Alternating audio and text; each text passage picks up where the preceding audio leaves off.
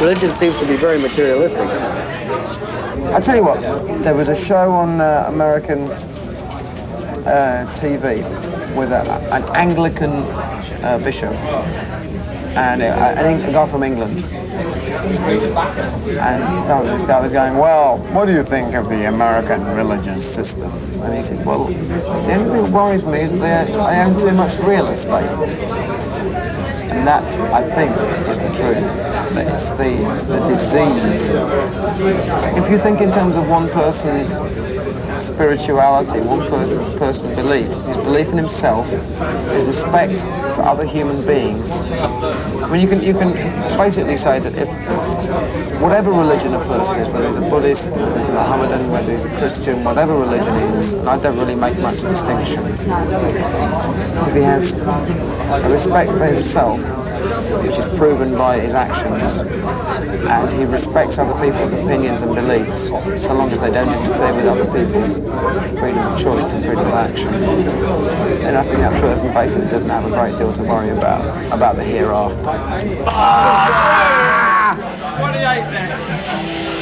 Spontaneous television here. What series of events brought you to where you are right now? Born in 1958 in a town called Worksop in Nottinghamshire, which is a mining town. Until the age of about 6, I lived with my grandparents, and my parents lived about 30 miles away in Sheffield. And they were trying to get the money together to get a house so that I could move in with them. They sent me to a private school, which was a preparatory school. I took the examination to go to a boarding school, which is an English private school in the country in Northamptonshire, which is a very big sacrifice for them. And they had this idea that I was going to be either a doctor or a lawyer or some professional person of that sort of ilk. I think probably for the very best of reasons on their part, because they saw it as a way of preserving my future. They saw it as a way of getting the financial security which they hadn't had when they were born. And I thought it was a benevolent act.